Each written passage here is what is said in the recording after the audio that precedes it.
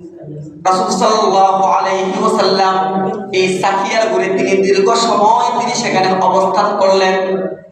অবস্থান করার পরে রাসূল সাল্লাল্লাহু আলাইহি ওয়াসাল্লাম আয়েশার কাছে যখন ফিরে আসলেন, হযরত আয়েশা বলেন, কুলতুলিন নবী সাল্লাল্লাহু আলাইহি ওয়াসাল্লাম হাসবুকা মিন সাফিয়াতা কাদা কাদা তানি কাসীরা।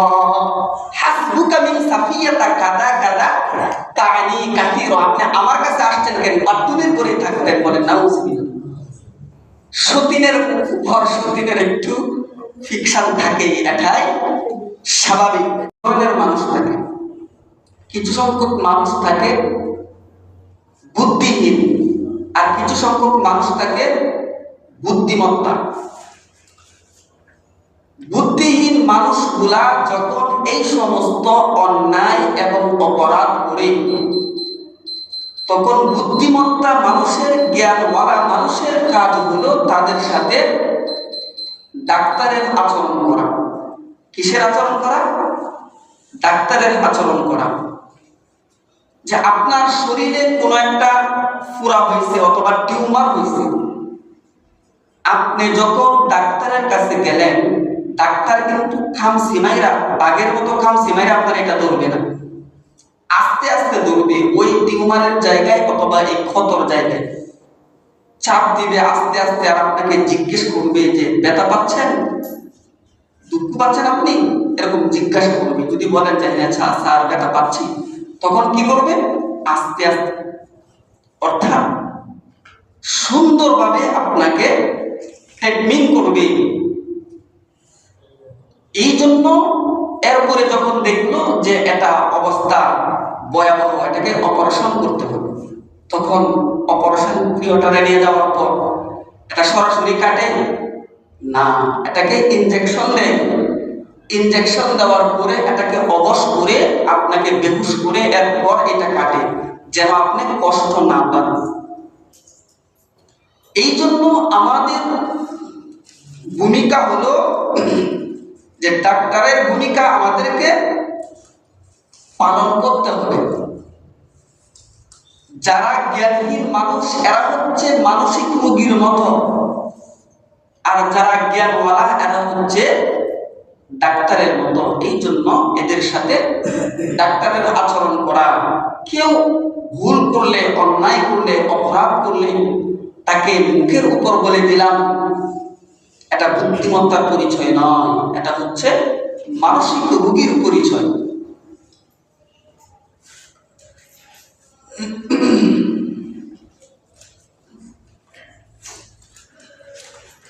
রাসূল কারীম সাল্লাল্লাহু আলাইহি ওয়াসাল্লাম এই জন্য হাদিসের মধ্যে তিনি ইরশাদ করেন, আদ-দীনু নাসিহা, দিন হচ্ছে নসিহতের নাম, দিন হচ্ছে অন্যার কল্যাণকামীর নাম। দিন ইসলাম হচ্ছে নসিহতের নাম, অন্যকে নসিহত করা, গীবত করা নয়, অন্যের কল্যাণকামী করা। আদ-দীন আরবি গ্রামার অনুযায়ী আদ-দীন মুবতাদা, আর নাসিহা তার খবর। এই মুবতাদা হয় মারিফা, খবর হয় নাকেরা। কিন্তু এই শব্দের মাঝে মুবতাদা মারিফা, খবর মারিফা, অর্থাৎ যার বাংলা অর্থ হচ্ছে দিন মানে অন্যের কল্যাণকামী করা। এমনি সাধারণত মুবতাদা মারিফা হয়, কিন্তু খবর মারিফা হয় না। কিন্তু যেই শব্দের মধ্যে আল্লাহ পাক রব্বুল আলামিন বেশি গুরুত্ব আরোপ করেছেন, এই শব্দের মধ্যে অনেক সময় মুবতাদা কি হয়, খবর মারিফা হয়ে যায়, যার অর্থ হচ্ছে দিন মানে অন্যের কল্যাণকামী করা। এই জন্য আল্লাহ পাক রব্বুল আলামিন এক আয়াতের মধ্যে বলেন, কুনতুম খায়রা উম্মাতিন উখরিজাত লিন-নাস, তা'মুরুনা বিল মা'রুফি ওয়া তানহাউনা 'আনিল মুনকারি ওয়া তু'মিনুনা বিল্লাহ। আল্লাহ রব্বুল আলামিন বলেন, কুনতুম খায়রা উম্মাতিন উখরিজাত লিন-নাস, তোমাদেরকে সৃষ্টি করা হয়েছে, তোমাদেরকে বাইর করা হয়েছে, তোমাদেরকে বানানো হয়েছে মানুষের কল্যাণের জন্য। অন্য এক আয়াতে আল্লাহ রব্বুল আলামিন বলেন যে আমি মানুষকে আমি আল্লাহ তাআলার ইবাদত করার জন্য বানিয়েছি। কিন্তু আল্লাহ তাআলার ইবাদতের একমাত্র উদ্দেশ্য হলো আল্লাহ রব্বুল আলামিনকে খুশি করা, খুশি করে জান্নাত পাওয়া। এই জন্য ইবাদত করা যেমন, সুতরাং মানুষের কল্যাণ কামনা করা, মানুষের কল্যাণ করাও এটা একটা ইবাদত। এই জন্য যে সমস্ত মানুষেরা বুঝে না, যে সমস্ত মানুষেরা জ্ঞানহীন, তাদেরকে ডাক্তারের ভূমিকা অর্জন করে তাদেরকে জ্ঞান দেওয়া, তাদেরকে বোঝানো। কিন্তু আমি নেতা, আমি অমুক, আমি ধনাত্মক ব্যক্তি, আমি টাকাওয়ালা, পয়সাওয়ালা, আমি জাতওয়ালা, কিন্তু এই লোকটাকে হ্যায় প্রতিপন্ন করা অথবা তাকে গীবত করে ছোট করা, এটা মানুষের জন্য কল্যাণকামী হতে পারে না। এই জন্য মানুষের কল্যাণ কামনা করা, মানুষের কল্যাণ, এমনকি হাদিসের মধ্যে এমনও পাওয়া যায়, একটা কুকুরকে একজন পতিতা নারী, একটা কুকুরকে একজন পতিতা নারী, যেই নারী টাকার বিনিময়ে দেহ বিক্রি করত। বনী ইসরাইলের একটা ঘটনা, যেটা হাদিসের মধ্যে এসেছে, সহিহ হাদিস। ওই পতিতা নারী যখন মরুভূমি দিয়ে যাচ্ছে, তখন দেখে যে একটা কুকুর পিপাসিত অবস্থায় কাতরাচ্ছে। তো ওই পতিতা নারীর চোখে পড়লো যে এই কুকুরটা অনেক পিপাসিত, তার আত্মা, তার রূহ যায় যায় অবস্থা।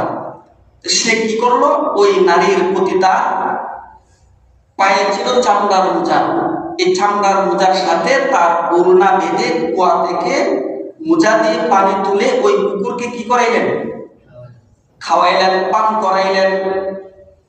আল্লাহ রব্বুল আলামিন খুশি হইয়া ওই পতিতাকে, ওই নারীকে আল্লাহ তাআলা ক্ষমা করে জান্নাতের ঘোষণা দিয়ে দিলেন। সুবহানাল্লাহ। সমস্ত সৃষ্টি জগৎ, মানুষ, কুল কায়নাত, পশু পাখি, জীবজন্তু, যা কিছু আছে সব কিছু আল্লাহ রব্বুল আলামিনের ফ্যামিলি অন্তর্ভুক্ত। আমাদেরকে যেমন আল্লাহ তাআলা খাওয়াচ্ছেন, ঠিক তদ্রুপ যত প্রাণী আছে সমস্ত প্রাণীদেরকেও আল্লাহ তাআলার জিম্মায় তাদেরকে খাওয়াচ্ছেন। অথচ দেখেন, কুকুর ঘরে উঠবে দূরের কথা, কুকুরের ছবি যদি করে তাকে ফেরেশতা আসে না, রহমতের ফেরেশতা করে প্রবেশ করে না। কিন্তু এই যে কুকুর, এই কুকুরকে যে পানি পিপাসিত কুকুরকে যে পান করানো, আল্লাহ তাআলা কেন খুশি হইলেন? যে তুমি একটা পশুকে তার জীবিকা নির্বাহ করা, অর্থাৎ তাকে তুমি পানি পান করায় না, খাবার খাওয়াই না। আল্লাহ তাআলা বলেন, তুমি যে এই মানুষের কল্যাণ করলা, এই পশুর কল্যাণ করলা, তুমি আমি আল্লাহ তাআলার দায়িত্ব পালন করেছো। বলেন সুবহানাল্লাহ। তা আল্লাহর জিম্মায়। কুকুরের কোনো ফুটেলা আছে না, কুকুর কোনো ফুটেলা খায়নি। কিন্তু আমরা এরপরেও দেখি, আপনি আমার চেয়েও কিছু কিছু কুকুর এমন আছে, এত নাদুস নাদুস, দেখলে মনে হয় যে এত খাবার খায় ওরা, কিন্তু এদেরকে হোটেল আছে। কিন্তু এই হোটেলের মালিককে আল্লাহ, আল্লাহ তাআলা তাদেরকে খাওয়াচ্ছেন। এই জন্য যে কোনো মানুষের কল্যাণ কামনা করা, এটাও আল্লাহ পাক রব্বুল আলামিন খুশি হন। আল্লাহর দায়িত্ব পালন করার ক্ষেত্রেও এটা কি পড়ে যায়। এই জন্য মানুষের সাথে খারাপ আচরণ করা যাবে না, ভালো আচরণ করতে হবে। সবচেয়ে দুনিয়ার মধ্যে সবচেয়ে বড় গুনাহ হলো আল্লাহ তাআলার সাথে শিরক করা। আমরা তো জানি চুরি করা বড় গুনাহ, কিন্তু হ্যাঁ, এটা গুনাহে কাবীরা। জিনা করা এটা বড় গুনাহ, এটা গুনাহে কাবীরা। গীবত করা এটা গুনাহে কবিরা, এটা অনেক বড় গুনাহ, এগুলো আমরা জানি। কিন্তু সবচেয়ে বড় গুনাহ হচ্ছে আল্লাহ পাক রব্বুল আলামিনের সাথে শিরক করা। আল্লাহ বলেন ইন্না শিরকা লাযুলমুন আযীম, সবচেয়ে বড় গুনাহ হচ্ছে আল্লাহ তাআলার সাথে শিরক করা। কিন্তু এই সবচেয়ে বড় গুনাহ, এই সবচেয়ে শিরকের ভূমিকা অর্জন করেছে, অর্থাৎ সবচেয়ে বেশি শিরক করেছে ফেরাউন। ফেরাউন সে ওয়া আনা রাব্বুকুমুল আ'লা, সে নিজেকে খোদা দাবি করছে, আল্লাহ দাবি করছে। যে আমরা অনেক সময় দেখি যে আমি চাকরি করি, আমরা অনেকেই বলি যে চাকরিটা না থাকলে হয়তো কপালে বাদ যুক্ত, আমার গাড়িটা দুধ না দিলে কপালে কি বাদ যুক্ত না, জমি না থাকলে, দোকানটা না থাকলে, ব্যবসাটা না থাকলে আমার কপালে বাদ যুক্ত না, ফলাফল না খায়া থাকতো। এটাও কিন্তু শিরকের অন্তর্ভুক্ত। একমাত্র রাজ্জাক হলো আল্লাহ তাআলা, রিজিক দাতা। এই সমস্ত কথা বলা যাবে না, কিন্তু তার চেয়ে মারাত্মক হচ্ছে ওয়া আনা রাব্বুকুমুল আ'লা। ফেরাউন নিজেকে আল্লাহর জায়গায় বসাইছে যে আমি তোমাদের রব, বলে নাউযুবিল্লাহ। কিন্তু আল্লাহ পাক রব্বুল আলামিন এই ফেরাউনকে ধ্বংস করে নাই। মুসা একদিন বলে আল্লাহ, সে তোমার সাথে এত শিরক করে, এত নাফরমানি করে তুমি তাকে ধ্বংস করো না কেন? আল্লাহ তাআলা বলে মুসা, সে যতই নিজেকে খোদাই দাবি করুক, কিন্তু সে পাহাড়ে নিশিরাতে সেজদাই করে আমি আল্লাহ তাআলার কাছে কান্দে আর বলে, ও মাবুদ, আমি নিজেকে আল্লাহ দাবি করি ঠিকই, কিন্তু আমি জানি তুমি হলো আসল আল্লাহ। এই জন্য আমি ফেরাউনকে কি করি না, ধ্বংস করি না। এই ফেরাউনকে দাওয়াত দেওয়ার জন্য আল্লাহ পাক রব্বুল আলামিন মুসা এবং হারুনকে বললেন, ইযহাবি ইলা ফিরআউনা ইন্নাহু তাগা। মুসা এবং হারুনকে বললেন, যাও ফেরাউনকে এক আল্লাহর দাওয়াত দাও, ইযহাব ইলা ফিরআউনা ইন্নাহু তাগা। কিন্তু কিভাবে দাওয়াত দিবা এটাও শিখিয়ে দিয়েছেন। ওয়াকুলু লাহু কাওলান কারীমা, হাদিসের মধ্যে আসছে ফাকুলু লাহু কাওলান লাইয়িনা। হাদিসের মধ্যে আসছে যে নরম নরম ভাষায়, মাধুর্যতার সাথে, কর্কট ভাষায় না, সুন্দরভাবে ফেরাউনকে দাওয়াত দিবা। এত বড় কাটটা কাফেরকে, ফেরাউনকে আল্লাহ তাআলা দাওয়াত দেওয়ার জন্য পাঠাইলেন। কি বলছেন? সুন্দর ভাষা ব্যবহার করার জন্য, অশ্লীল ভাষা নয়, গরম হয়ে নয়। মুসা আলাইহিস সালাম একটু গরম ছিলেন, গরম টাইপের লোক ছিলেন, কিন্তু আল্লাহ তাআলা শিখাই দিয়েছেন সেও একজন আমার সৃষ্টি জগতের মানুষ। যদিও সে নিজেকে খোদাই দাবি করুক, কিন্তু তার তো খোদাই ক্ষমতা নাই। এটা না, আমি আল্লাহ জানি, কিন্তু আমরা তো মানুষের সাথে খারাপ আচরণ, ভালো মানুষের সাথে খারাপ আচরণ করি, নিজের স্বার্থ যদি উদ্ধার না হয়। এই জন্য আমার ভাইয়েরা, এই ক্ষেত্রটা খুব গুরুত্বপূর্ণ। আপনাকে আমাকে অবশ্যই কি করতে হবে, বুঝতে হবে। কিন্তু এখন এখানে প্রশ্ন আসে একটা বিষয়, যেটা হচ্ছে যে আমরা অনেক সময় মানুষের দোষ করেন, এই দোষটাও কি আমরা বলতে পারবো না? এক্ষেত্রে রাসূল সাল্লাল্লাহু আলাইহি ওয়াসাল্লামের একজন স্ত্রীকে তিনি সতর্কবাণী দিচ্ছেন, সতর্ক করছেন। তিনার স্ত্রীকে বলছেন যে অমুক লোকটা যে তোমার কাছে আসে, তার থেকে তুমি সতর্ক, বেশি কথা বলার দরকার নাই, অল্প কথা বললা তার কাছ থেকে কি বিদায় হয়ে যাবে। এত কথা বলার দরকার না, লোকটা কি না ভালো না। কথা কিন্তু গুরুত্বপূর্ণ, যদি বাংলা সূরা খেয়াল করে শুনবেন ইনশাআল্লাহ, আশা করি কাজে আসবে। রাসূল সাল্লাল্লাহু আলাইহি ওয়াসাল্লাম তিনার স্ত্রীকে সতর্ক করলেন যে লোকটা কি না ভালো না। ওই লোকটা কিন্তু সেখানে উপস্থিত নয়, কিন্তু এটা কি গীবত না? গীবত করছে কিন্তু এটা কিন্তু আসলে গীবত না। কেন? যে কোনো মানুষের অনিষ্ট থেকে, কোনো মানুষের অনিষ্ট থেকে কাউকে সতর্ক করা এটা গীবত নয়।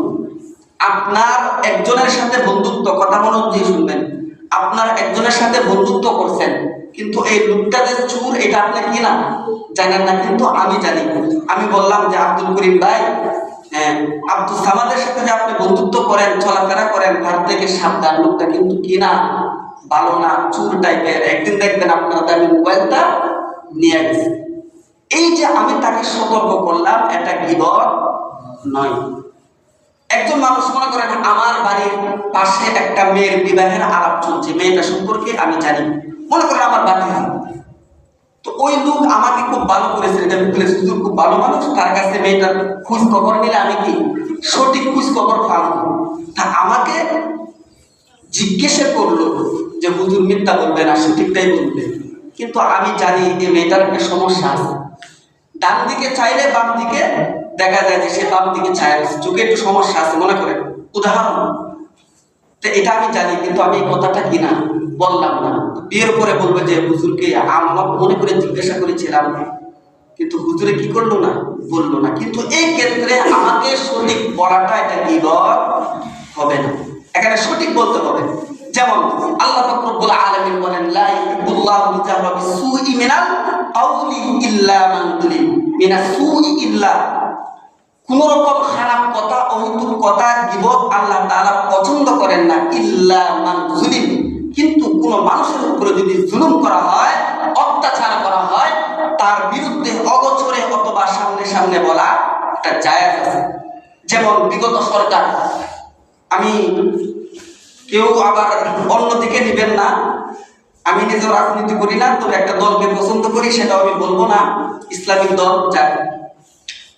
তো বিগত সরকার আলেমদের এমনকি কিছু কিছু মানুষের বাক শক্তি হরণ করেছে, সত্য কথা বলার জন্য বাধা দিয়েছে, কিন্তু তার বিরুদ্ধে এরকম গাতি তৈরি করা, যেরকম এই যে এখন হচ্ছে, বিভিন্ন দল তাদের বিরুদ্ধে সত্যকে প্রকাশ করতেছে, এই মিথ্যাকে উদ্ধার করার জন্য সত্যকে বিভিন্ন দল গঠন করে এই যে কার্যকরী বলতেছে, তাদের এই দোষ ছিল, তারা এই দোষ করেছে, এটা আমরা বলতেছি বা যারা বলতেছে, এটা গীবত নয়। সুতরাং সে সরকার হোক বা প্রশাসন হোক, তার বিরুদ্ধে দাঁড়ানোর যদি ক্ষমতা না থাকে, অগোচরে বলা জায়েজ আছে। যেমন ফেরাউনের কথা গীবত করলাম, ফেরাউন কি মজলিসে আছে?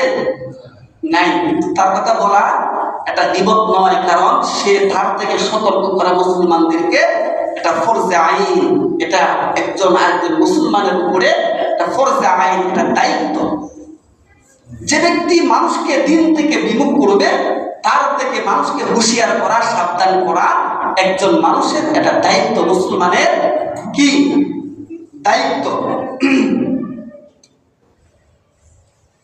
এই জন্য আল্লাহর হাবিব সাল্লাল্লাহু আলাইহি ওয়াসাল্লাম একটি হাদিসের মধ্যে বলেন,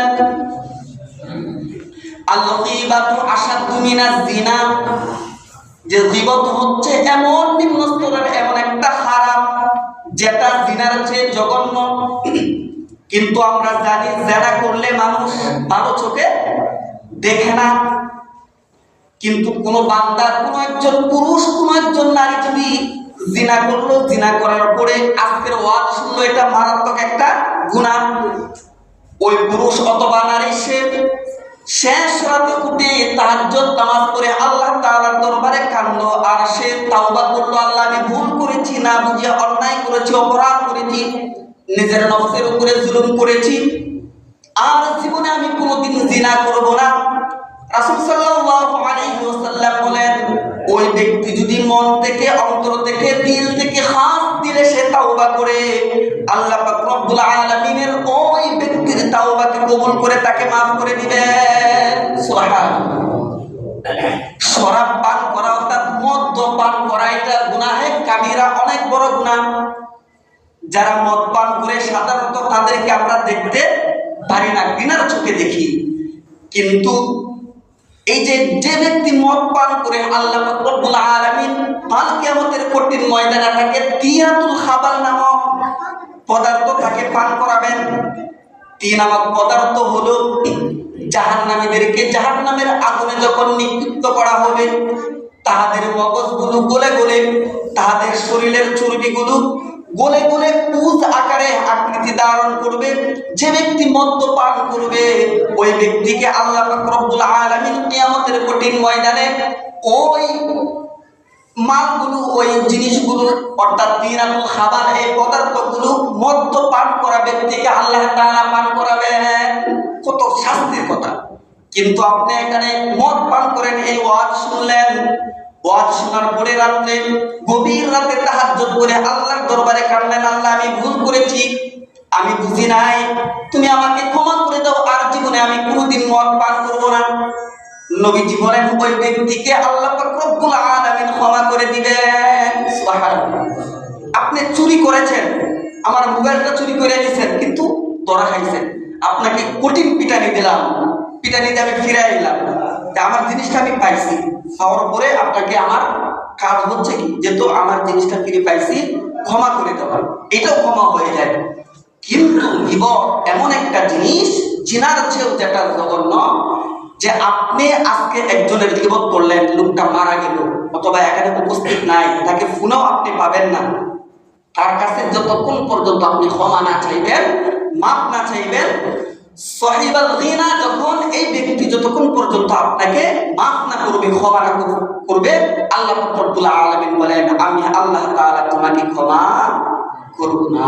সুতরাং এই সমস্ত গুনাহ আল্লাহ ক্ষমা করেন, কিন্তু গীবত এই বান্দার কাছে ক্ষমা চাইতে হবে, তাকে তার কাছে ক্ষমা চাইতে হবে, সে মাফ করার পরে আল্লাহ তাআলা তাকে কি করতে পারেন, ক্ষমা করতে পারেন, হ্যাঁ মাফ করতে পারেন।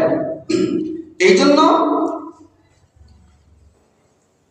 অন্য হাদিসের মধ্যে আল্লাহর হাবিব সাল্লাল্লাহু আলাইহি ওয়াসাল্লাম যে বলেন, একটা হাদিস বুখারী শরীফের হাদিস, হযরত আয়েশা রাদিয়াল্লাহু তাআলা, গীবত হয়ে যাবে এটা স্বাভাবিক, কিন্তু ইচ্ছাকৃত গীবত করব না, ইচ্ছাকৃত গীবত করব না। হযরত আয়েশা রাদিয়াল্লাহু তাআলা আমরা জানি, অনেক লম্বা একটা হাদিস, ধারাবাহিক ইনশাআল্লাহ চলবে যত সময় কম। তো আয়েশা রাদিয়াল্লাহু তাআলা আনহা একদিন একজনের গীবত করে ফেললেন। তো গীবত করার পর হযরতে সাফিয়া রাদিয়াল্লাহু তাআলা আনহার গীবত করলেন। খায়বরের যুদ্ধে হযরতে সাফিয়া রাদিয়াল্লাহু তাআলা আনহাকে তিনি দাসী হিসাবে পেয়েছিলেন। খায়বর যখন বিজয় হলো, সেখানে অনেকগুলো দাসী পেল, অর্থাৎ মহিলা অনেকগুলো যুবক পেল, তাদেরকে দাস বানানো হলো। অনেকগুলো বৃদ্ধ এবং বয়স্ক লোক ছিল, তারা তাওবা করলো, তারা বললো যে আমরা ইসলামের আর বিরোধিতা করব না, আমাদেরকে ক্ষমা করে দেন। তো আল্লাহ রাসূল সাল্লাল্লাহু আলাইহি ওয়াসাল্লাম বললেন যে তোমরা যদি খায়বরে থাকতে চাও, তাহলে আমাদেরকে হর দিতে হবে, জিজিয়া দিতে হবে, এরপরে তোমরা এই খায়বরে অবস্থান করতে পারবে। সাফিয়াকে রাসূল সাল্লাল্লাহু আলাইহি ওয়াসাল্লাম দাসী হিসেবে পেয়েছিলেন। সাফিয়া ছিল এই খায়বরের একজন নেতা, হুই, তার নাম কি, হুই, হুইয়ের মেয়ে এই সাফিয়া। তো সাফিয়া দেখতে একটু সুন্দরী ছিল, কিন্তু একটু বাড়তি ছিল, অর্থাৎ খাটো ছিল, ছোট মুখ ছিল, এমনি সুন্দরী ছিল। তো যেহেতু নেতার মেয়ে, সেই সাফিয়া তাহিয়াতুল কালবির বাগে পড়লো। রাসূল সাল্লাল্লাহু আলাইহি ওয়াসাল্লামকে বলা হলো যে সাফিয়া তো নেতার মেয়ে, সম্ভ্রান্ত পরিবারের একটা মেয়ে, আপনার আচরণ তো ভিআইপি মানে, তাকে যদি আপনি কি করেন, আপনার আওতায় আনতে পারেন, তাহলে হয়তো সে আপনার আচরণে কালেমা পড়ে কি হয়ে যাবে, মুসলমান হয়ে যাবে। তো তাহিয়াকে আল্লাহ রাসূল ডাকলেন, বললেন যে সাফিয়াকে আমাকে দাও, এখান থেকে তুমি একটা বাড়ি নিয়ে নাও। তো সাফিয়াকে দাস বানানো হলো। দীর্ঘদিন যাওয়ার পরে রাসূল সাল্লাল্লাহু আলাইহি ওয়াসাল্লামের আচরণে সে এরাদা করলো যে মুসলমান হওয়ার, সে মুসলমান হলো। রাসূল সাল্লাল্লাহু আলাইহি ওয়াসাল্লাম তাকে আযাদ করে দিলেন। আযাদ করার পরে তাকে কি করলেন, বিবাহ করলেন। বিবাহ করার পর রাসূল সাল্লাল্লাহু আলাইহি ওয়াসাল্লাম এই সাফিয়ার ঘরে তিনি দীর্ঘ সময় তিনি সেখানে অবস্থান করলেন। অবস্থান করার পরে রাসূল সাল্লাল্লাহু আলাইহি ওয়াসাল্লাম আয়েশার কাছে যখন ফিরে আসলেন, হযরত আয়েশা বলেন, কুলতু লিন নবী সাল্লাল্লাহু আলাইহি ওয়াসাল্লাম হাসবুকা মিন সাফিয়াতা কাদা কাদা তানি কাসীরা, হাসবুকা মিন সাফিয়াতা কাদা কাদা তানি কাসীরা, আপনি আমার কাছে আসছেন কেন, বাতুলের করে থাকতেন। বলেন নাউজুবিল্লাহ। সতীনের উপর সতীনের একটু ফিকশন থাকে, এটাই স্বাভাবিক। এই সম্পর্কে আগামী জুমায় আলোচনা করা হবে ইনশাআল্লাহ। এই শেষ করে হাদিসটা 1 মিনিট। তো রাসূল সাল্লাল্লাহু আলাইহি ওয়াসাল্লাম বলেন, আয়েশা তুমি এমন একটা বাক্য, কটু বাক্য তুমি উচ্চারণ করেছো, ব্যবহার করেছো, লিমা ফিল বাহর, সাগরের ফেনার সাথে যদি তোমার এই কটু বাক্যটাকে বা তুমি যে মাত্র বলেছো এটাকে যদি মিশ্রিত করা হয়, মিশে দেওয়া হয়, সাগরের পানির কালার রং পরিবর্তন হয়ে যাবে। বলেন নাম। তেনার স্ত্রীকে বলছে যে বাট্টুনি, আমরা খাটু কাল্লা এগুলো বলি না, খাটু করি কিনা? রাসূলের প্রিয় স্ত্রী ছিলেন হযরত আয়েশা রাদিয়াল্লাহু তাআলা। আরেক স্ত্রীর গীবত করার কারণে রাসূল সাল্লাল্লাহু আলাইহি ওয়াসাল্লাম বলেন যে তুমি এত কটু বাক্য ব্যবহার করেছো যে বাক্য ব্যবহার করলে সাগরের পানি রং পরিবর্তন হয়ে যাবে। এখানে লিমাফিল বাহার, বাহার বলতে সবচেয়ে বড় যেই সাগর আছে সেটার কথা হাদিসের মধ্যে উল্লেখ করা আছে। কিন্তু ওই যে আমাদের বাংলাদেশের যে সাগর আছে, এখানে যদি 1 টন ময়লা পালায়া দেন, পানি পরিবর্তন হবে নি? রং পরিবর্তন হবে? পরিবর্তন হবে না। কিন্তু দেখেন, একটু চিন্তা করেন, এইটা যদি আমার ভিতরে ফিট করতে পারি, তাহলে কোনো মানুষের ক্ষেত্রে আমি কটু বাক্য ব্যবহার করব। তো আল্লাহ রাব্বুল আলামিন আমাদেরকে এই কথার উপর আমল করার তৌফিক দান করুন। আমিন। ওয়া আখিরু দাওয়ানা আলহামদুলিল্লাহি রাব্বিল আলামিন।